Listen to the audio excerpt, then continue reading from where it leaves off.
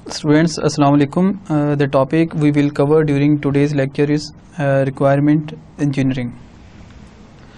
आज का lecture start करने से पहले हम देखते हैं कि हमने प्रीवियस लेक्चर में कौन से टॉपिक्स पढ़े थे।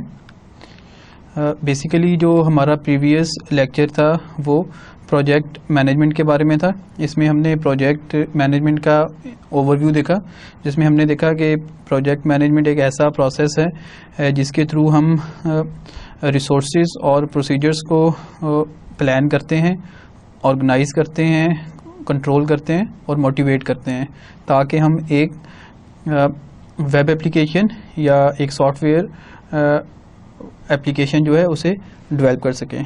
तो इस तरह से जो बेसिक पर्पस होता है प्रोजेक्ट मैनेजमेंट का वो प्रोसीजर्स और रिसोर्सेज को कंट्रोल करना है। इसमें हमने एक प्रोजेक्ट मैनेजर के जो की टास्क या रिस्पॉन्सिबिलिटीज़ हैं उन्हें डिटेल में डिस्कस किया।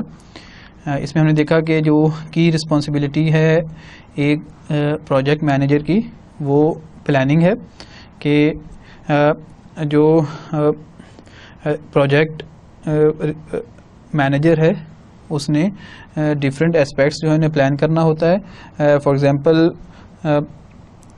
जो प्रोजेक्ट मैनेजर है उसने कॉस्टिंग करनी है, इसी तरह से उसने शेड्यूल्स को जो है वो प्रिपेयर करना है कि जो प्रोजेक्ट है वो किस शेड्यूल के मुताबिक डिफरेंट एक्टिविटीज़ परफॉर्म होंगी। इसी तरह से जो रिसोर्सेज हैं उसकी प्लानिंग करना, कौन कौन से रिसोर्सेज चाहिए, ये भी प्रोजेक्ट मैनेजर की रिस्पॉन्सिबिलिटी है। इसके बाद हमने जो सेकंड की रिस्पॉन्सिबिलिटी देखी प्रोजेक्ट मैनेजर की वो रिस्क मैनेजमेंट था। बेसिकली रिस्क मैनेजमेंट में जो प्रोजेक्ट मैनेजर है वो आइडेंटिफाई करता है उन रिस्क्स को जो कि प्रोजेक्ट की डेवलपमेंट को इन्फ्लुएंस कर सकते हैं। इसके बाद थर्ड रिस्पॉन्सिबिलिटी पीपल मैनेजमेंट। इसमें जो प्रोजेक्ट मैनेजर जो है वो जो ह्यूमन रिसोर्सेज हैं जो जिन्हें यूज़ करके एक प्रोजेक्ट डेवलप होना है उन्हें मैनेज करता है, लोगों को चूज़ करता है, उन्हें रिस्पॉन्सिबिलिटी जो है असाइन करता है। इसी तरह से प्रोजेक्ट मैनेजर जो है जो रिलेटेड इंफॉर्मेशन या जो इंस्ट्रक्शंस होती हैं वो डिलीवर करता है लोगों तक। फोर्थ रिस्पॉन्सिबिलिटी जो हमने डिस्कस की वो रिपोर्टिंग था। इसमें जो प्रोजेक्ट मैनेजर होता है वो कंपेयर करता है प्रोग्रेस को अकॉर्डिंग टू द प्लान और कस्टमर और जो हायर मैनेजमेंट है कंपनी की उसे रिपोर्ट करता है। और फाइनली हमने देखा कि प्रपोज़ल राइटिंग भी प्रोजेक्ट मैनेजर की रिस्पॉन्सिबिलिटी है। इसमें जब कोई कंपनी बिडिंग में हिस्सा लेती है किसी प्रोजेक्ट को विन करने के लिए, तो उसके लिए एक इनिशियल प्रपोज़ल लिखना पड़ता है जिसमें ऑब्जेक्टिव्स और जो इनिशियल कॉस्टिंग और शेड्यूल्स होते हैं उन्हें एस्टिमेट करना पड़ता है। तो जो प्रपोज़ल राइटिंग है वो प्रोजेक्ट्स विन करने के लिए एक की फैक्टर है। इसके बाद हमने traditional and web project management को कंपेयर किया और इसके डिफरेंट एस्पेक्ट्स को डिस्कस किया। अभी तक के जो हमने लेक्चर्स देखे, lecture number 2 and lecture number 3, ये बेसिकली जो प्रोसेस और प्रोसेस मैनेजमेंट के बारे में था, जिसने फॉलो करके हम प्रोडक्ट जो है वेब प्रोडक्ट वो डेवलप करते हैं। आज से जो हम स्टार्ट करेंगे वो हमारे पास जो डेवलपमेंट प्रोसेस है उसकी डिटेल है कि हमने जो डिफरेंट एक्टिविटीज़ डेवलपमेंट प्रोसेस में परफॉर्म करनी होती है हम उनके बारे में डिस्कस करेंगे। तो हमारा जो आज का लेक्चर है वो है रिक्वायरमेंट इंजीनियरिंग के बारे में। आज के लेक्चर में सबसे पहले हम ये देखेंगे कि रिक्वायरमेंट इंजीनियरिंग है क्या, requirement engineering basics, requirement specification, requirement engineering process, requirement engineering specifics in web engineering. तो बेसिकली ये टॉपिक्स हैं जो कि हम आज के लेक्चर में डिस्कस करेंगे। तो आइए हम आज का लेक्चर स्टार्ट करते हैं। Requirement engineering. बेसिकली जब हम अपनी रियल लाइफ में देखें तो हम कोई भी टास्क परफॉर्म करते हैं तो सबसे पहली चीज़ जो हमारे जहन में होती है वो उस टास्क के ऑब्जेक्टिव्स या गोल्स हैं जो कि हमने अचीव करने हैं। इसी तरह से जब हम कोई सॉफ्टवेयर या कोई वेब एप्लीकेशन डेवलप करते हैं तो सबसे पहला टास्क जो है वो यही है कि हम आइडेंटिफाई करें कि इस एप्लीकेशन ने कौन कौन से फंक्शंस जो हैं वो परफॉर्म करने हैं या कौन कौन सी सर्विसेज जो हैं वो डिलीवर करनी है। तो रिक्वायरमेंट इंजीनियरिंग जो है basically requirement engineering the principles, methods and tools for drawing, describing, validating and managing project goals and needs. तो बेसिकली जो रिक्वायरमेंट इंजीनियरिंग का प्रोसेस है इसमें हम उन प्रोसेसेस, मेथड्स एंड टूल्स को डिस्कस करते हैं जिनके थ्रू हम रिक्वायरमेंट जो है यूज़र की उन्हें गेट कर सकते हैं, उन्हें हम डिस्क्राइब कर सकते हैं। इसी तरह से उन रिक्वायरमेंट्स को हम यूज़र से वैलिडेट करवा सकते हैं और उन रिक्वायरमेंट्स में अगर कोई चेंज आती है तो हम उन चेंजेस को मैनेज करते हैं। तो इस सारे प्रोसेस को जो है हम नाम देते हैं रिक्वायरमेंट इंजीनियरिंग का। Given the complexity of web applications, requirement engineering is a critical initial stage activity but often poorly executed. Basically जब हमारे सामने ये क्लियर होता है कि हमने कौन से ऑब्जेक्टिव्स जो हैं वो अचीव करने हैं और हमने कौन कौन सी सर्विसेज जो हैं वो प्रोवाइड करनी है, तो हम जो है जब सिस्टम डेवलप करते हैं तो वो सिस्टम जो है वो अकॉर्डिंग टू यूज़र्स रिक्वायरमेंट होता है। तो इस वजह से जो सर्विसेज हैं सिस्टम की उन्हें आइडेंटिफाई करना एक बहुत क्रिटिकल टास्क है और जो प्रोजेक्ट है उसके जो सक्सेस है वो काफ़ी हद तक डिपेंड करती है कि हम कितने बेहतर तरीके से रिक्वायरमेंट्स को डिस्क्राइब करते हैं। लेकिन यूजुअली ऐसा होता है कि हम प्रॉपर जो है रिक्वायरमेंट इंजीनियरिंग प्रोसेस को फॉलो नहीं करते और जो हमारी रिक्वायरमेंट्स होती हैं वो एम्बिगुअस होती हैं, जिसकी वजह से हमें बहुत सारे जो इफ़ेक्ट्स जो हैं वो सिस्टम डेवलपमेंट पे होते हैं। अगर हम रिक्वायरमेंट इंजीनियरिंग के प्रोसेस को प्रॉपरली फॉलो ना करें तो जो नुकसानात हमें जिनका सामना करना पड़ता है उनमें से कुछ ये है इनएडिक्वेट सॉफ्टवेयर आर्किटेक्चर्स।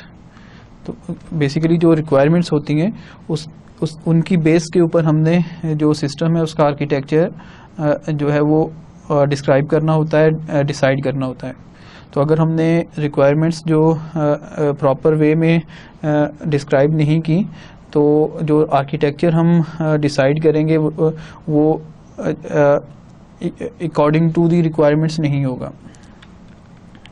इसी तरह से कुछ प्रॉब्लम्स जो प्रॉपर रिक्वायरमेंट इंजीनियरिंग ना करने की वजह से आती हैं उनमें बजट ओवररन्स।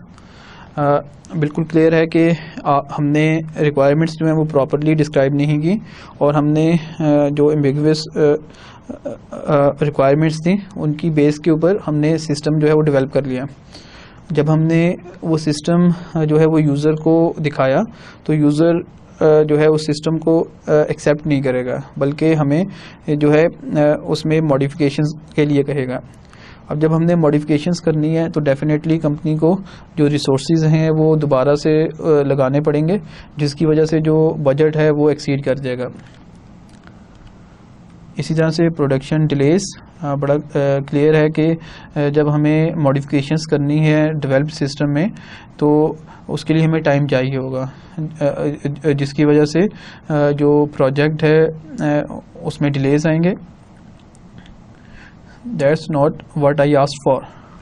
अगेन आप देखें अगर हमने रिक्वायरमेंट्स को ठीक तरीके से डिस्क्राइब नहीं किया तो जब हम सिस्टम यूज़र को दिखाएंगे तो वो यही कहेगा कि आपने वो सर्विसेज जो हैं वो इम्प्लीमेंट नहीं की जो मुझे चाहिए थी।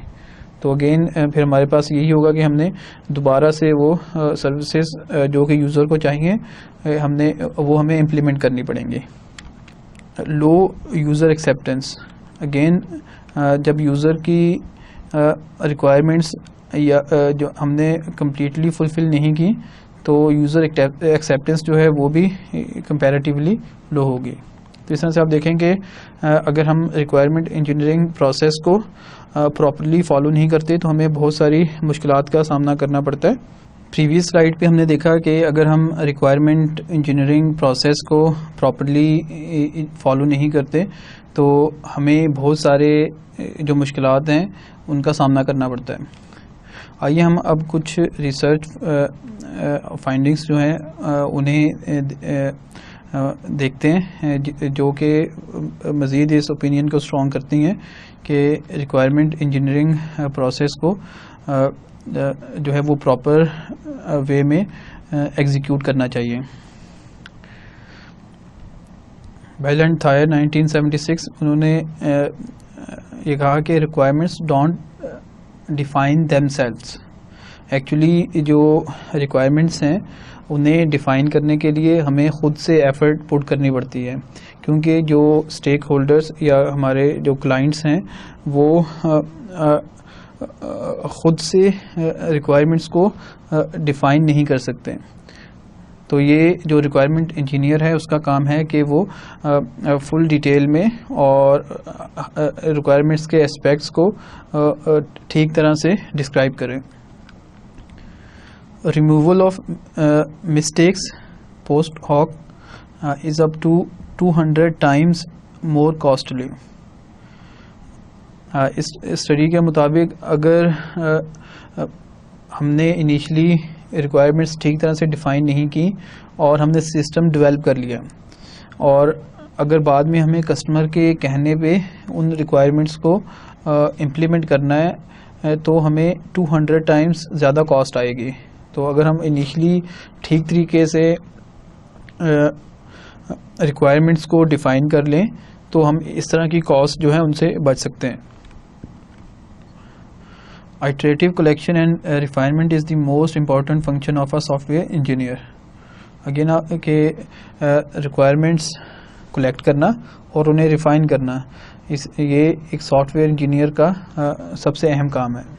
तो बेसिकली हमारा जो फोकस है वो डेवलपमेंट की तरफ होता है, लेकिन इस रिसर्च के रिजल्ट्स के मुताबिक जो सॉफ्टवेयर इंजीनियर है उसका एक सबसे अहम काम यही है कि वो रिक्वायरमेंट्स को बेहतर तरीके से जो है वो डिस्क्राइब करें। A study based on 340 companies in Austria, more than 2/3 consider the SRS as the major problem in development process. इस स्टडी के मुताबिक जो कि ऑस्ट्रिया में 1995 में कंडक्ट की गई और 340 कंपनीज़ के ऊपर ये रिसर्च हुई, तो मोर देन 2/3 जो हैं वो SRS जनरेशन यानी सॉफ्टवेयर रिक्वायरमेंट स्पेसिफिकेशन को एक मेजर प्रॉब्लम कंसिडर करते हैं। Study on web applications, 16% systems fully meet their requirements while 53% deployed systems do not. आप इस रिसर्च स्टडी की जो फाइंडिंग्स है उसमें देखें आपके 16% सिस्टम्स ऐसे होते हैं जो कि फुली अपनी रिक्वायरमेंट्स को मीट करते हैं जब वो डेवलप होते हैं, लेकिन इवन जो चेंजेस के बाद भी 53% डिप्लॉयड सिस्टम्स जो हैं वो एग्जैक्टली उस तरह के नहीं होते जो कि क्लाइंट की रिक्वायरमेंट्स थे। A study among 8,000 projects, 30% of projects fail before completion and almost half don't meet customer requirements. इस स्टडी के मुताबिक जो है 30% प्रोजेक्ट्स जो हैं वो कंप्लीशन से पहले ही फेल हो जाते हैं, क्योंकि हमने रिक्वायरमेंट्स जो हैं उन्हें ठीक तरीके से डिफ़ाइन नहीं किया होता और हम अनक्लियर रिक्वायरमेंट्स की बेस के ऊपर ही सिस्टम डेवलपमेंट स्टार्ट कर देते हैं, लेकिन जब वो कस्टमर की रिक्वायरमेंट्स के मुताबिक वो सिस्टम डेवलप नहीं हो रहा होता तो कंपनी के पास दो ही ऑप्शंस होती हैं, या तो वो सिस्टम को दोबारा से डेवलप करे या वो उसे क्विट कर दें। तो 30% जो प्रोजेक्ट्स हैं वो फेल हो गए इस रिसर्च के मुताबिक, और ऑलमोस्ट जो हाफ प्रोजेक्ट्स हैं वो कस्टमर की रिक्वायरमेंट्स से को मीट नहीं करते हैं। इसके जो मेजर रीजंस हैं वो unclear objectives, unrealistic schedules and expectations, poor user participation. तो ये बेसिक जो प्रॉब्लम्स थी आइडेंटिफाई हुई कि प्रोजेक्ट्स क्यों फेल हो जाते हैं। तो इसमें आप देखेंगे अनक्लियर ऑब्जेक्टिव्स, अगेन ये टास्क जो है वो रिक्वायरमेंट इंजीनियर का ही है कि उसने ऑब्जेक्टिव्स को डिफ़ाइन करना है। अनरियलिस्टिक शेड्यूल्स एंड एक्सपेक्टेशंस, अब शेड्यूल्स जो हैं वो जो इनिशियली हम SRS या अपनी रिक्वायरमेंट्स को स्पेसिफाई करते हैं उसी की बेस के ऊपर जो है शेड्यूल्स हम प्रिपेयर करते हैं। तो अगेन आप देखेंगे अगर हमने रिक्वायरमेंट्स को ठीक तरह से स्पेसिफाई नहीं किया हुआ तो जो शेड्यूल्स हैं वो अनरियलिस्टिक होंगे। और पुअर यूज़र पार्टिसिपेशन, अगेन जो यूज़र पार्टिसिपेशन है उसे बढ़ाना ये भी रिक्वायरमेंट इंजीनियर का काम है। तो जो तमाम के तमाम रीज़न्स हैं बेसिकली वो बेस उनकी poor execution of requirement engineering process है। तो इस तरह से आप देखेंगे हमने प्रीवियस स्लाइड्स में देखा कि अगर हम रिक्वायरमेंट इंजीनियरिंग प्रोसेस को प्रॉपर वे में एग्जीक्यूट नहीं करते तो हमें बहुत सारे प्रॉब्लम्स का सामना करना पड़ता है, और इवन जो प्रोजेक्ट है वो फेल भी हो सकता है इसी वजह से। तो ये पॉइंट्स जो है वो बेस बनते हैं कि हमें रिक्वायरमेंट इंजीनियरिंग जो है वो एक क्रिटिकल फेज़ है डेवलपमेंट प्रोसेस का। प्रीवियस स्लाइड्स में हमने रिक्वायरमेंट इंजीनियरिंग को डिफ़ाइन किया और हमने कुछ रिसर्च फाइंडिंग्स डिस्कस किए जिसकी बेस के ऊपर हम ये कह सकते हैं कि रिक्वायरमेंट इंजीनियरिंग जो है वो एक क्रिटिकल टास्क है। आइए अब हम कुछ बेसिक्स पढ़ते हैं रिक्वायरमेंट इंजीनियरिंग की। जब हम रिक्वायरमेंट इंजीनियरिंग का प्रोसेस स्टार्ट करते हैं तो बेसिकली उसमें जो की पॉइंट होता है, की स्टार्टिंग पॉइंट होता है वो ये होता है कि हमने स्टेक होल्डर्स को आइडेंटिफाई करना है। बेसिकली स्टेक होल्डर्स वो लोग होते हैं जो कि डायरेक्टली रिक्वायरमेंट्स को इन्फ्लुएंस कर सकते हैं। फॉर एग्जांपल एक क्लाइंट जो है जो सिस्टम डेवलप करवाना चाह रहा है वो एक की स्टेक होल्डर है। इसी तरह से यूज़र्स जो हैं वो स्टेक होल्डर्स हैं, जो डेवलपर हैं वो स्टेक होल्डर्स हैं। तो जो रिक्वायरमेंट इंजीनियर है उसका जो इनिशियल टास्क है कि वो स्टेक होल्डर्स को आइडेंटिफाई करे और उन्हें इन्वॉल्व करे रिक्वायरमेंट इंजीनियरिंग प्रोसेस में। हमने स्टेक होल्डर्स को आइडेंटिफाई कर लिया। अब इसके बाद जो हमारा टास्क है वो ये है कि हम इस चीज़ को एनालाइज करें कि जो स्टेक होल्डर्स हैं उनकी एक्सपेक्टेशंस क्या हैं, यानी वो क्या सर्विसेज जो हैं वो चाहते हैं सिस्टम से। अब इसमें जो रोल होता है एक रिक्वायरमेंट इंजीनियर का कि समटाइम्स ऐसा होता है कि जो रिक्वायरमेंट्स होती हैं स्टेक होल्डर्स की मे बी मिसअलाइंड और इन कन्फ्लिक्ट। आप एक एग्जांपल देखें कि जो कस्टमर है जो सिस्टम बनवाना चाह रहा है वो कहता है कि हम ये जो सिस्टम है वो इस स्पेसिफिक टूल को यूज़ करके बनवाना चाहते हैं, लेकिन जो डेवलपर्स हैं वो उस टूल से जो है फेमिलियर नहीं है। तो इस तरह से क्लाइंट और डेवलपर्स के बीच में कन्फ्लिक्ट आ गया अब इस तरह के जो कन्फ्लिक्ट्स हैं इन्हें रिमूव करना ये भी रिक्वायरमेंट इंजीनियर की रिस्पॉन्सिबिलिटी है। इसी तरह से समटाइम्स जो एक्सपेक्टेशंस होती हैं स्टेक होल्डर्स की वो अनरियलिस्टिक होती हैं। फॉर एग्ज़ाम्पल एक क्लाइंट चाहता है कि ये एप्लीकेशन है ये एक हफ्ते में आप डेवलप करके दे दें, जबकि जो टास्क परफॉर्म करने हैं उस एप्लीकेशन को डेवलप करने के लिए वो ज़्यादा टाइम डिमांड कर रहे हैं। तो इस तरह से समटाइम्स जो एक्सपेक्टेशंस हैं वो बड़ी अनरियलिस्टिक होती हैं। तो इस तरह की प्रॉब्लम्स को सॉल्व करने के लिए जो रिक्वायरमेंट इंजीनियर है वो नेगोशिएट करता है स्टेक होल्डर्स के साथ और उन्हें एक कंसेंसस बिल्ड करने की कोशिश करता है। हमने देखा कि रिक्वायरमेंट इंजीनियरिंग जो है बेसिकली वो रिक्वायरमेंट्स को डिफ़ाइन करने का प्रोसेस है। अब हम देखते हैं कि रिक्वायरमेंट होती क्या है। The description of what this system should do, services that it provides and the constraints on its operation. तो बेसिकली जो रिक्वायरमेंट होती है वो डिस्क्रिप्शन होती है उन सर्विसेज या फंक्शंस की जो कि स्टेक होल्डर्स एक्सपेक्ट कर रहे हैं कि सिस्टम उन्हें प्रोवाइड करेगा, और इसी तरह से उन सर्विसेज के ऊपर जो कंस्ट्रेंट्स हैं वो भी पार्ट होती हैं रिक्वायरमेंट का। तो जो रिक्वायरमेंट्स हैं वो सिस्टम, सर्विसेज और कंस्ट्रेंट्स। फॉर एग्ज़ाम्पल अगर एक कस्टमर की रिक्वायरमेंट है कि जो सिस्टम है वो यूज़र्स को रजिस्टर करे अपने पास, तो ये एक सर्विस होगी जो कि सिस्टम उन्हें यूज़र्स को प्रोवाइड करेगा। इसी तरह से अगर जो क्लाइंट है उसकी रिक्वायरमेंट है कि जो डाटा यूज़र का आ रहा है वो सिक्योरली स्टोर होना चाहिए डेटाबेस में। तो अब ये जो कंस्ट्रेंट है बेसिकली ये उस सर्विस के ऊपर कंस्ट्रेंट है। तो तमाम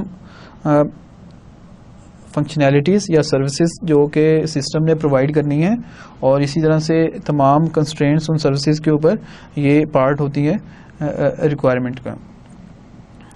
IEEE की डेफिनेशन के मुताबिक requirement solves a users problem must be met or possessed by the system to satisfy a formal agreement and documented representation of condition in 1 and 2।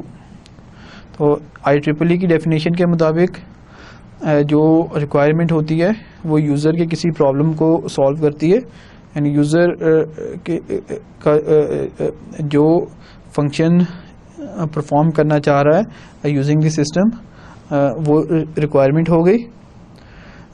इसी तरह से जो वो तमाम एस्पेक्ट्स जो कि एक एग्रीमेंट का पार्ट हैं क्लाइंट और डेवलपर्स के एग्रीमेंट का, वो तमाम एस्पेक्ट्स जो हैं वो रिक्वायरमेंट्स होती हैं। और इसी तरह से हमने इन दोनों जो कंडीशंस हैं उन्हें हमने डॉक्यूमेंट करना है। तो जो डॉक्यूमेंटेशन है उसे भी हम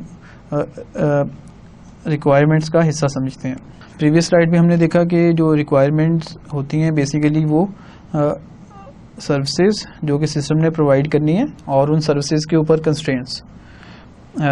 तो हमारे पास जो रिक्वायरमेंट टाइप्स होती हैं वो बेसिकली फंक्शनल रिक्वायरमेंट्स जो कि सर्विसेज पे बेस करती हैं, यानी statement of services, how system reacts to input, how system behaves in particular situation.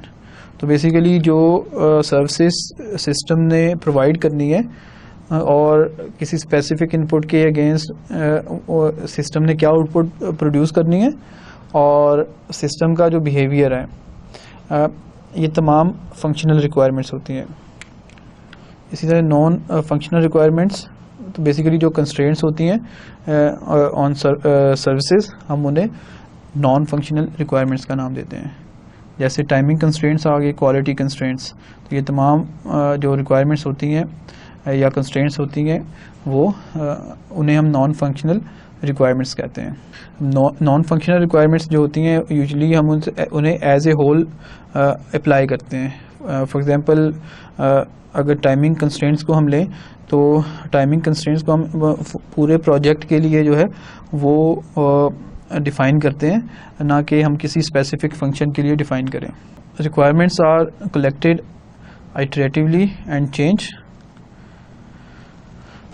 Keys to requirement definition, इसमें हम कुछ पॉइंट्स देखते हैं जो कि की फैक्टर हैं रिक्वायरमेंट डेफिनेशन के लिए। नेगोशिएशन, नेगोशिएशन जो है वो एक की फैक्टर है जिसके थ्रू हम सक्सेसफुली कस्टमर या स्टेक होल्डर्स जो हैं उनकी रिक्वायरमेंट्स को डिफ़ाइन कर सकते हैं। नेगोशिएशन जो है वो बेसिकली जब भी कोई कन्फ्लिक्ट आती है डिफरेंट स्टेक होल्डर्स की रिक्वायरमेंट्स के बीच में, तो रिक्वायरमेंट इंजीनियर जो है वो नेगोशिएशन के ज़रिए जो है उन कन्फ्लिक्ट्स को ख़त्म करता है। सिनेरियो बेस्ड डिस्कवरी, यूजुअली जो कस्टमर्स होते हैं वो ठीक तरह से अपनी रिक्वायरमेंट्स को डिस्क्राइब नहीं कर पाते, तो जो रिक्वायरमेंट इंजीनियर है वो सिनेरियो बेस्ड स्टोरीज़ जो हैं या उनके ज़रिए जो रिक्वायरमेंट्स हैं उन्हें ज़्यादा बेहतर तरीके से एक्सट्रैक्ट कर सकता है। Clear definition of context and constraints, तो ये कुछ की रिक्वायरमेंट्स हैं जिन्हें हमने कंसीडर करना है ड्यूरिंग रिक्वायरमेंट इंजीनियरिंग प्रोसेस। अभी प्रीवियस स्लाइड्स में हमने कुछ बेसिक्स देखी जिसके मुताबिक हमने रिक्वायरमेंट्स इंजीनियरिंग का प्रोसेस स्टार्ट करने के लिए सबसे पहला जो स्टेप होता है वो स्टेक होल्डर्स को हमने आइडेंटिफाई करना है और इसी तरह से हमने उन्हें रिक्वायरमेंट इंजीनियरिंग प्रोसेस में इन्वॉल्व करना है। फिर हमने रिक्वायरमेंट्स को डिफ़ाइन किया और इसके बाद हमने जो है रिक्वायरमेंट्स टाइप्स देखें और आखिर में हमने कुछ की पॉइंट्स देखे जो कि बहुत अहम होते हैं फॉर रिक्वायरमेंट इंजीनियरिंग प्रोसेस। आइए अब हम डिस्कस करते हैं रिक्वायरमेंट्स स्पेसिफिकेशंस को। Process of writing down the user and system requirements in a requirement document. तो अभी प्रीवियस स्लाइड्स में हमने देखा कि हमने यूज़र से रिक्वायरमेंट्स गैदर करनी है। इसके बाद जो नेक्स्ट स्टेप होता है वो ये है कि हमने रिक्वायरमेंट्स को राइट डाउन करना है। रिक्वायरमेंट्स को लिखने के हम दो लेवल्स में हम यूजुअली लिखते हैं रिक्वायरमेंट्स को, जिनमें से एक आ गया यूज़र रिक्वायरमेंट्स जो कि बेसिकली हम यूज़र्स के लिए लिखते हैं।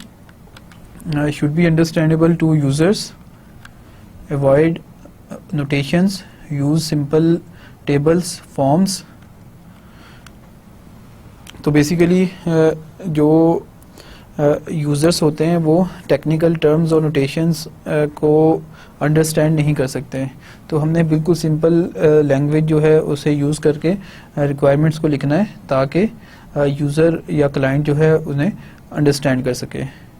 इसके बाद system requirements for software engineers के हम सिस्टम रिक्वायरमेंट्स को जो है वो टेक्निकल वे में लिखते हैं ताकि वो बेस प्रोवाइड करें सिस्टम डिज़ाइन और इम्प्लीमेंटेशन के लिए।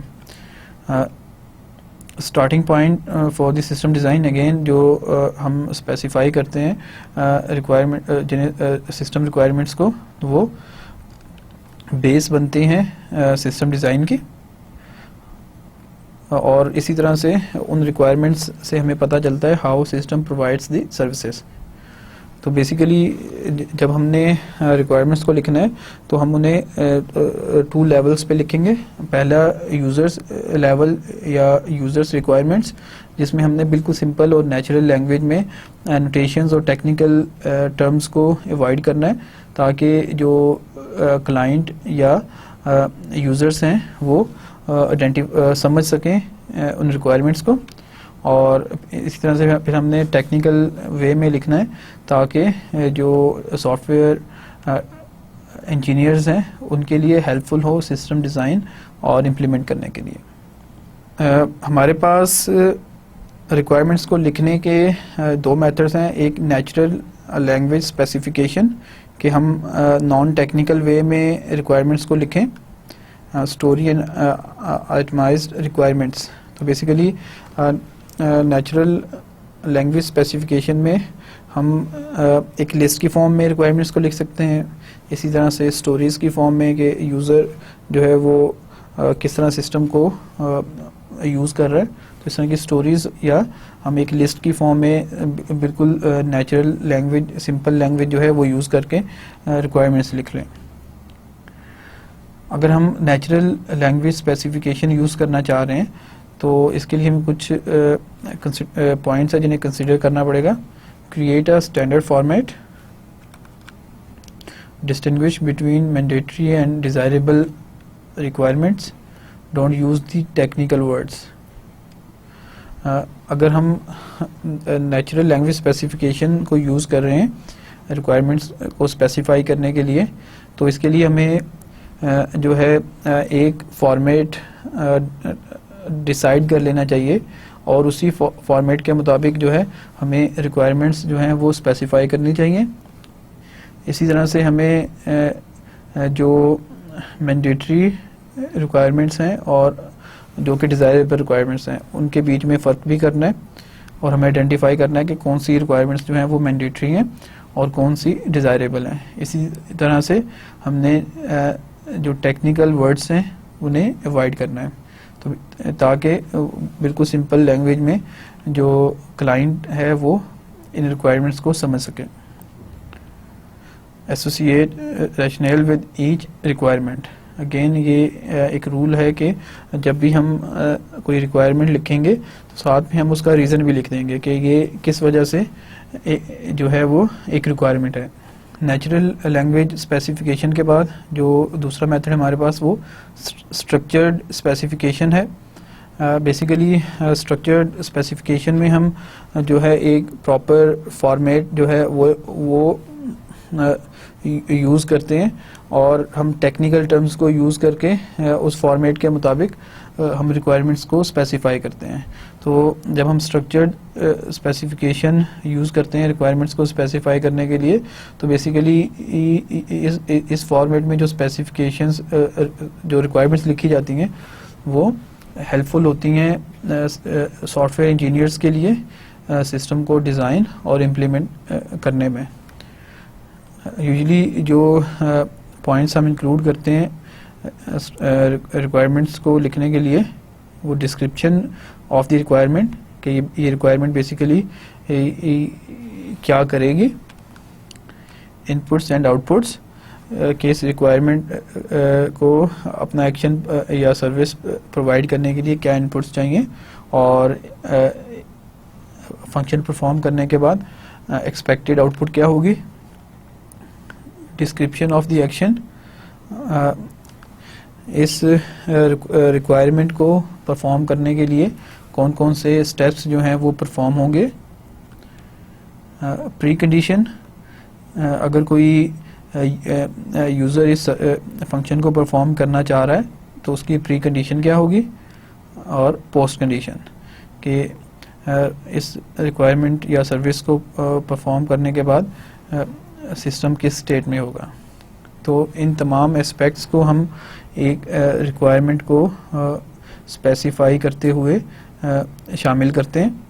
तो इस तरह से जो डिज़ाइनर या डेवलपर होता है वो एक रिक्वायरमेंट को देखता है, उसे अंदाज़ा हो जाता है कि उसने किन इनपुट्स को यूज़ करना है, क्या आउटपुट्स होंगी, किन स्टेप्स को फॉलो करके ये सर्विस प्रोवाइड करनी है, और इसी तरह से इस सर्विस या एक्शन को परफॉर्म करने की प्री कंडीशन और पोस्ट कंडीशन क्या होगी।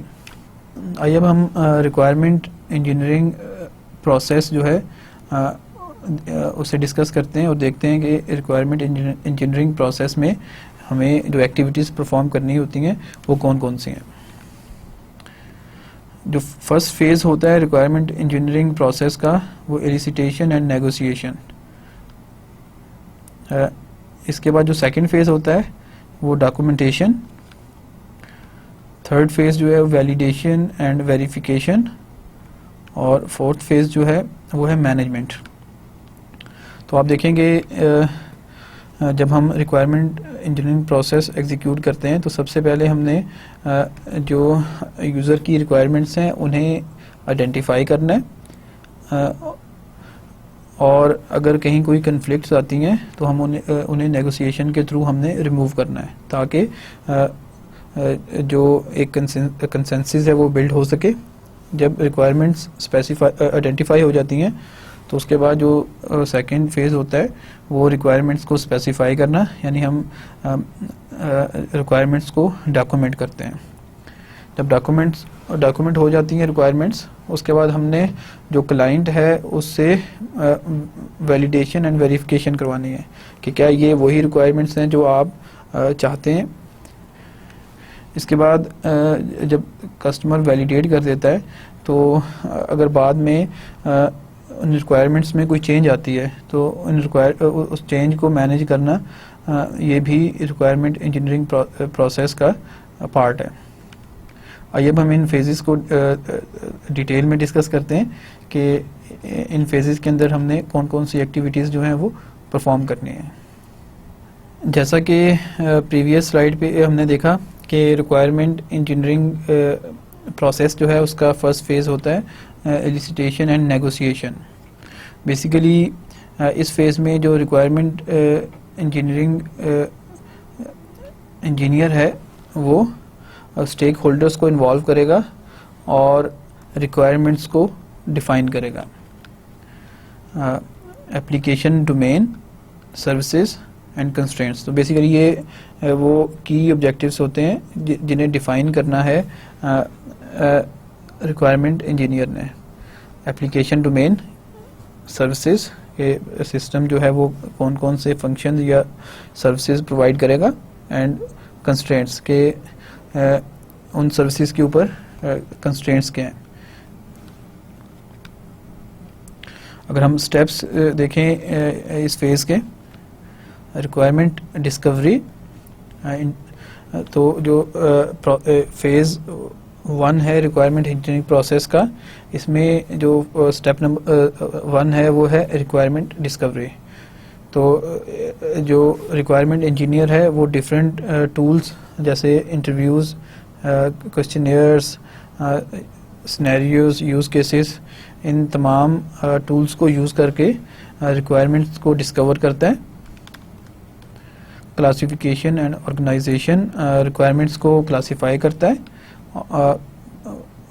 उन रिक्वायरमेंट्स को प्रायोरिटी असाइन करता है, और अगर कहीं कोई कन्फ्लिक्ट हो तो नेगोशिएशन के थ्रू उन कन्फ्लिक्ट्स को ख़त्म करता है। तो इस तरह से आप देखेंगे जो फर्स्ट फेज़ है एलिसिटेशन एंड नेगोशिएशन, उसमें यूज़र ने उसमें रिक्वायरमेंट इंजीनियर ने रिक्वायरमेंट्स को डिस्कवर करना है, उन्हें क्लासिफाई करना है और उन्हें प्रायोरिटी असाइन करनी है। जो सेकंड फेज़ हमारे पास आता है वो है डॉक्यूमेंटेशन। इस फेज़ में जो रिक्वायरमेंट इंजीनियर है उसने रिक्वायरमेंट्स को डॉक्यूमेंट करना है। जब डिफरेंट स्टेक होल्डर्स जो हैं उनके बीच में कंसेंसस हो जाता है कि सिस्टम रिक्वायरमेंट्स क्या क्या हैं, उसके बाद वो जो मेथड्स हमने डिस्कस किए थे, चाहे वो नेचुरल लैंग्वेज स्पेसिफिकेशन हो या स्ट्रक्चर्ड स्पेसिफिकेशन हो, इन मेथड्स को के थ्रू जो है रिक्वायरमेंट्स को डॉक्यूमेंट करता है। जब रिक्वायरमेंट्स डॉक्यूमेंट हो जाती हैं तो इसके बाद का जो फेज़ है third phase requirement engineering process का, वो है रिक्वायरमेंट्स वेरिफिकेशन एंड वैलिडेशन। इसमें रिक्वायरमेंट्स जो वैलिडेशन है बेसिकली वो ये है कि क्या हमने ठीक चीज़ों को आइडेंटिफाई किया है, और वेरिफिकेशन और क्या हमने ठीक तरीके से चीज़ों को आइडेंटिफाई किया है। तो बेसिकली जो थर्ड फेज़ है रिक्वायरमेंट इंजीनियरिंग प्रोसेस का, इसमें जो डॉक्यूमेंटेड रिक्वायरमेंट्स हैं वो यूज़र को दिखाई जाती हैं और यूज़र से वैलिडेशन करवाई जाती है कि हमने ठीक रिक्वायरमेंट्स को आइडेंटिफाई किया है, और इसी तरह से उनसे वेरिफिकेशन करवाई जाती है कि क्या हमने जो रिक्वायरमेंट्स हैं उन्हें ठीक तरीके से आइडेंटिफाई किया है। और जब यूज़र या क्लाइंट जो है वो वैलिडेट कर देता है रिक्वायरमेंट्स को, तो इसके बाद जो फाइनल फेज़ है वो स्टार्ट होता है रिक्वायरमेंट्स मैनेजमेंट। बेसिकली जो रिक्वायरमेंट्स मैनेजमेंट है अंडरस्टैंडिंग एंड कंट्रोलिंग चेंजेस। जब रिक्वायरमेंट्स जो हैं वो वैलिडेट हो जाती हैं तो इसके बाद अगर जो क्लाइंट है या कस्टमर है उसकी रिक्वायरमेंट्स चेंज आती हैं तो उनकी जो मैनेजमेंट है वो फाइनल फेज़ है। इसमें जो चेंज आया है उसके एनालिसिस किए जाते हैं और उस चेंज को स्पेसिफाई किया जाता है रिक्वायरमेंट डॉक्यूमेंट के अंदर। उस चेंज के एनालिसिस एंड कॉस्टिंग, वो चेंज इम्प्लीमेंटेशन, तो इन स्टेप्स के थ्रू जो है वो चेंज मैनेजमेंट का जो प्रोसेस है वो एग्जीक्यूट किया जाता है।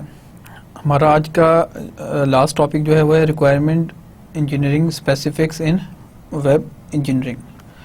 हमने आज के लेक्चर में ये डिस्कस किया कि रिक्वायरमेंट इंजीनियरिंग प्रोसेस है क्या, और रिक्वायरमेंट इंजीनियरिंग प्रोसेस को एग्जीक्यूट करने के लिए कौन कौन से स्टेप्स या एक्टिविटीज़ परफॉर्म करनी पड़ती हैं। हम अगर वेब एप्लीकेशन डेवलप करना चाह रहे हैं तो क्या हम रिक्वायरमेंट इंजीनियरिंग प्रोसेस को सिमिलर वे में यूज़ करते हैं? अगर हम ओवरऑल प्रोसेस देखें तो हमारा आंसर यही होता है कि रिक्वायरमेंट्स जो हैं वो इसी तरह से गैदर की जा सकती हैं जैसा कि कन्वेंशनल सॉफ्टवेयर के लिए होता है। लेकिन अगर हम ज़्यादा डिटेल में देखें तो हमें कुछ डिफरेंसेस नज़र आते हैं, तो हम उन डिफरेंसेस को डिस्कस करेंगे। बेसिकली ये जो डिफरेंसेस हैं वो डिफरेंट चैलेंजेस हैं रिक्वायरमेंट इंजीनियर के लिए जिन्हें उसने जहन में रखना है।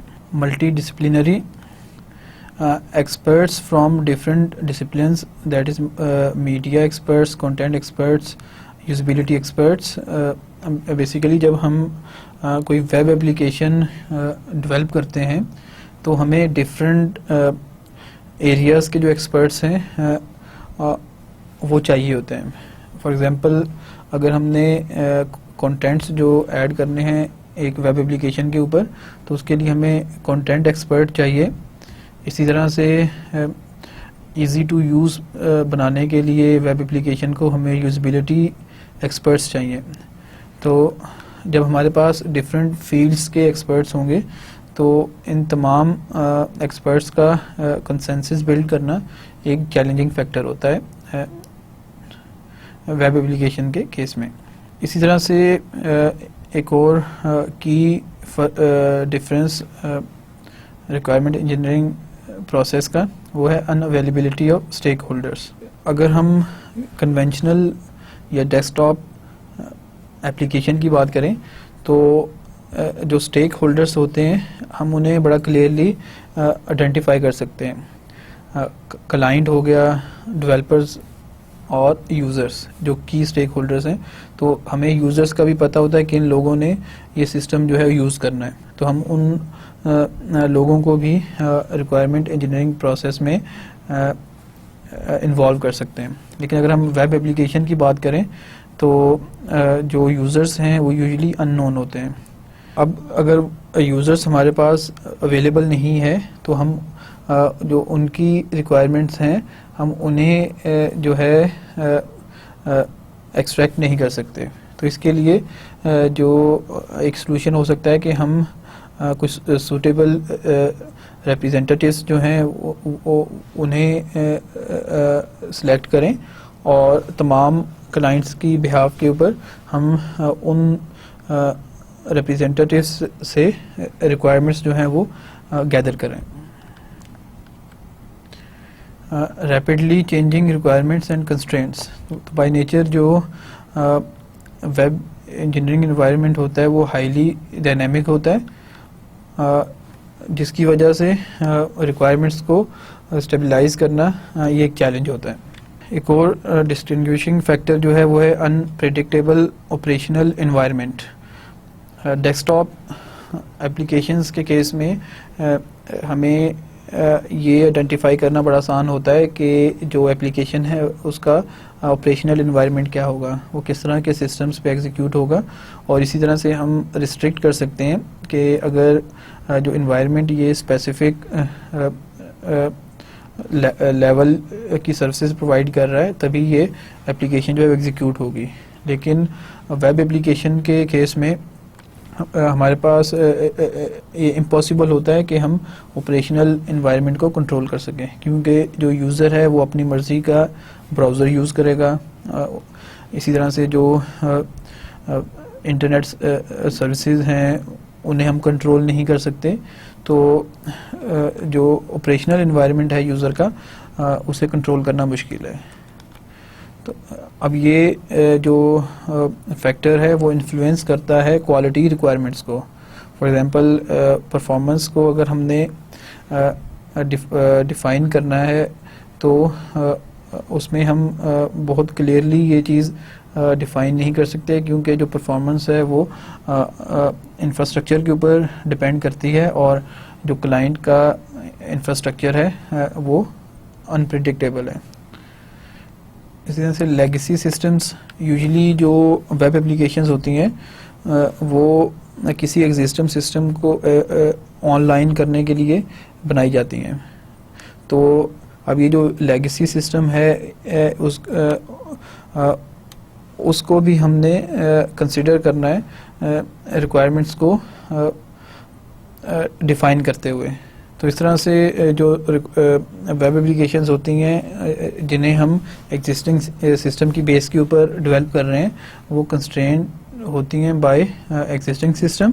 Existing components drive the possibilities, तो हमें जो डिज़ाइन और आर्किटेक्चर फेज़ के लिए जो पॉसिबिलिटीज़ हैं वो सारी की सारी एग्जिस्टिंग कंपोनेंट्स के ऊपर डिपेंड करती हैं। Quality aspects are decisive that a performance, security, availability। तो बेसिकली फंक्शनल एस्पेक्ट के अलावा जो क्वालिटी एस्पेक्ट है वो भी डिसाइसिव होता है वेब एप्लीकेशंस में, जबकि इसकी अहमियत डेस्कटॉप एप्लीकेशन के लिए कंपैरेटिवली कम होती है। परफॉर्मेंस, सिक्योरिटी, अवेलेबिलिटी, तो ये इस तरह के इश्यूज हैं जो कि डिसाइसिव फैक्टर हैं वेब एप्लीकेशन में, लेकिन इनकी अहमियत जो है वो कंपैरेटिवली कम होगी डेस्कटॉप एप्लीकेशंस के लिए। अगेन अब जैसा कि हमने प्रीवियस स्लाइड पे भी देखा कि अनप्रेडिक्टेबल ऑपरेशनल एनवायरनमेंट की वजह से जो क्वालिटी एस्पेक्ट्स हैं उन्हें स्पेसिफाई करना मुश्किल होता है। यूज़र इंटरफेस की सक्सेस क्रिटिकल एस्पेक्ट, बेसिकली जो वेब एप्लीकेशंस हैं उनकी जो रिक्वायरमेंट है कि वो इजी टू यूज़ होनी चाहिए। तो जो यूज़र इंटरफेस है या अपीयरेंस है वेब एप्लीकेशन पेजेस की, तो वो एक की फैक्टर होती हैं वेब एप्लीकेशन की सक्सेस में। तो जो यूज़र इंटरफेस है या जो पेज का लेआउट है वो सेल्फ एक्सप्लेनेटरी होना चाहिए, ताकि जो यूज़र्स हैं वो उसे देखें और समझ जाएंगे उन्होंने इस ऑपरेशन को कैसे परफॉर्म करना है या इस इंटरफेस के थ्रू को उसने कैसे यूज़ करना है। तो जो फिनोमिना है I know it when I see it, तो उससे अवेयर होना चाहिए एक रिक्वायरमेंट इंजीनियर को। इसी तरह से क्वालिटी ऑफ कंटेंट, एक एप्लीकेशन के ऊपर कौन से कंटेंट्स होने चाहिए ये कन्वेंशनल या डेस्कटॉप एप्लीकेशंस में ज़्यादा मैटर नहीं करता, लेकिन अगर हम वेब एप्लीकेशन की बात करें तो ये की एस्पेक्ट होता है कि जो कंटेंट्स हमने ऐड कर रहे हैं उसकी accuracy, objectivity, credibility, relevance, actuality, completeness और क्लैरिटी। तो इन तमाम एस्पेक्ट्स को देख के हमने कंटेंट्स को जो डिफ़ाइन करना है। प्रीवियस स्लाइड्स में हमने उन फैक्टर्स को देखा जो कि डिस्टिंग्विश करते हैं रिक्वायरमेंट इंजीनियरिंग प्रोसेस को for web application and conventional desktop application. Lecture के आखिर में हम कुछ requirement engineering principles for web engineering उन्हें डिस्क्राइब करते हैं। Understanding the system context. Web apps are always a component of a large entity. Basically जब हम वेब एप्लीकेशन बनाते हैं तो वो किसी लार्ज एंटिटी का एक पार्ट होती है। फॉर एग्जांपल एक बिजनेस ऑर्गेनाइजेशन है तो उसके किसी स्पेसिफिक जो पोर्शन है उसके लिए हम एप्लीकेशन जो है वो डिज़ाइन करेंगे। तो हमने जो है उस ऑर्गेनाइजेशन के कॉन्टेक्स्ट को अंडरस्टैंड करना है कि हमें सिस्टम जो है वो क्यों बना रहे हैं और लोग जो हैं वो इस सिस्टम को कैसे यूज़ करेंगे। तो एक बेसिक प्रिंसिपल है कि हम सिस्टम कॉन्टेक्स्ट को अंडरस्टैंड करें। Involving the stakeholders, again एक की प्रिंसिपल है कि हम स्टेक होल्डर्स को इन्वॉल्व करें और इसके लिए हमें get all groups involved. Balance, one groups gain shouldn't come at the expense of another. तो इसमें देखें कि जैसा हमने पहले भी डिस्कस किया कि जो जब कन्फ्लिक्ट्स आती हैं डिफरेंट स्टेक होल्डर्स के बीच में तो रिक्वायरमेंट इंजीनियर ने उन कन्फ्लिक्ट्स को जो है वो सॉल्व करना है। तो अब ये जो कन्फ्लिक्ट्स हैं सॉल्व करते हुए उसे बैलेंस का ख्याल रखना है कि हम किसी एक स्टेक होल्डर को फेवर करने के लिए किसी दूसरे स्टेक होल्डर का नुकसान तो नहीं कर रहे। आप एग्जांपल लें कि एक स्पेसिफिक फंक्शन परफॉर्म करने के लिए जो क्लाइंट है वो चाहता है कि ये स्पेसिफिक टूल यूज़ किया जाए, लेकिन जो डेवलपर्स हैं वो उस टूल से फेमिलियर नहीं है। तो अब दोनों में कन्फ्लिक्ट आ गया। तो इस तरह के कन्फ्लिक्ट्स को रिजॉल्व करने के लिए जो रिक्वायरमेंट इंजीनियर है वो किसी एक स्टेक होल्डर को फेवर ना इस तरह से फेवर ना करे कि दूसरे का नुकसान हो। फॉर एग्ज़ाम्पल कि जो कस्टमर है उसे जो है उसके साथ नेगोशिएशन की जाए कि वो दूसरे टूल को एक्सेप्ट कर ले, हालांकि दूसरा टूल जो है उसके फंक्शन को प्रॉपरली जो है इम्प्लीमेंट नहीं कर सकता। थर्ड प्रिंसिपल जो है वो आइटरेटिवली डिफाइन रिक्वायरमेंट्स। बेसिकली जो रिक्वायरमेंट्स होती हैं वो एक ही स्टेप में डिस्क्राइब नहीं हो सकती, तो उसके लिए हमें आइटरेटिव वे जो है वो यूज़ करना पड़ता है। Requirements need to be consistent with other system aspects. तो बेसिकली जो डिफरेंट स्टेक होल्डर से हम रिक्वायरमेंट्स लेते हैं तो उन तमाम रिक्वायरमेंट्स को कंसिस्टेंट होना चाहिए। तो इस कंसिस्टेंसी के लिए हमें जो है वो आइटरेटिव मेथड जो है वो यूज़ करना पड़ता है रिक्वायरमेंट्स को डिफ़ाइन करने के लिए। इसी तरह से स्टार्ट विद की requirements at a high level, कि हमने जब रिक्वायरमेंट्स को डिफ़ाइन करना है तो जो की रिक्वायरमेंट्स हैं हम वहाँ से स्टार्ट करेंगे, क्योंकि ये जो की रिक्वायरमेंट्स होती हैं वो बेस बनती हैं आर्किटेक्चर को डिसाइड करने में। इसी तरह से की सिस्टम यूज़ केसेस, अगेन वो की रिक्वायरमेंट्स ही होती हैं, और initial plans for the project. तो हमने जो इनिशियल प्लानिंग करनी है वो भी हम उन की रिक्वायरमेंट्स की बेस के ऊपर ही करते हैं। तो जो रिक्वायरमेंट डिफ़ाइन करने का प्रोसेस है उसमें हमने जो की रिक्वायरमेंट्स हैं वहाँ से स्टार्ट करना है। Risk orientation, risk management is at the heart of the analysis process. जब हमने रिक्वायरमेंट्स को एनालिसिस करने हैं तो इस स्टेज के ऊपर जो रिस्क हैं उन्हें आइडेंटिफाई करना ये भी एक की फैक्टर है। अगर हम वेब एप्लीकेशन के जो की रिस्क हैं उन्हें डिस्कस करें, तो इसमें इंटीग्रेशन इश्यूज यानी लेगेसी सिस्टम्स जो है उनके साथ हमने सिस्टम को इंटीग्रेट करना है, तो उससे जो इश्यूज आते हैं उन्हें आइडेंटिफाई करना, और expected versus actual system quality कि जो यूज़र या क्लाइंट है उसकी एक्सपेक्टेशन के मुताबिक सिस्टम को डेवलप करना। तो ये की जो है वो रिस्क हैं। अगर हम इन्हें रिमूव करना चाहें तो प्रोटोटाइपिंग, जो क्वालिटी एश्योरेंस है उसके लिए हम प्रोटोटाइपिंग यूज़ कर सकते हैं कि हम प्रोटोटाइप्स के थ्रू जो यूज़र है उससे जो है वो वैलिडेट करवाते रहें कि ये जो इम्प्लीमेंटेशन हो रही है वो उसकी रिक्वायरमेंट्स के मुताबिक हो रही है। इसी तरह से जो चेंजेस हैं उन्हें हम आइटरेटिवली कस्टमर को दिखाते रहें। अगेन इससे जो क्वालिटी है वो वैलिडेट होती रहेगी।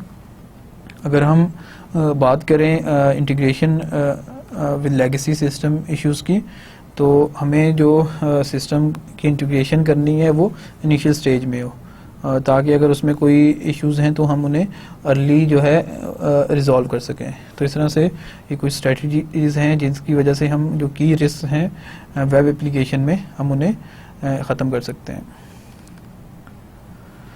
तो लेक्चर के आखिर में हम आज के लेक्चर को समराइज़ करते हैं। आज सबसे पहले हमने जो टॉपिक पढ़ा वो था introduction to requirement engineering. Basically इसमें हमने देखा कि रिक्वायरमेंट्स को सिस्टमेटिकली गैदर करना, उन्हें डॉक्यूमेंट करना और वैलिडेट करवाना क्लाइंट से, और इसी तरह से चेंज मैनेजमेंट। तो ये तमाम जो हैं की एक्टिविटीज़ हैं रिक्वायरमेंट इंजीनियरिंग की। फिर हमने कुछ रिक्वायरमेंट इंजीनियरिंग बेसिक्स पढ़ी। फिर हमने देखा कि अगर हम स्पेसिफाई करना है हमने, यानी लिखना है, डॉक्यूमेंट करना है रिक्वायरमेंट्स को, तो उसके जो मेथड्स हैं वो कौन कौन से हैं। फिर हमने रिक्वायरमेंट इंजीनियरिंग प्रोसेस को डिटेल में डिस्कस किया, और आखिर में हमने requirement engineering specifics in web engineering, web application के लिए जो स्पेसिफिक कंसिडरेशंस हैं रिक्वायरमेंट इंजीनियरिंग प्रोसेस में, हमने उन्हें डिस्कस किया।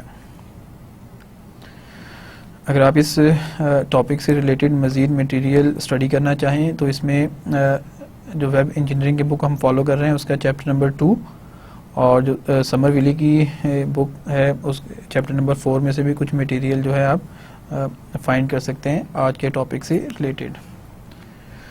तो इसके साथ ही हम आज के लेक्चर को ख़त्म करते हैं। इंशाल्लाह नेक्स्ट लेक्चर में हम वेब एप्लीकेशन मॉडलिंग के ऊपर डिस्कस करेंगे।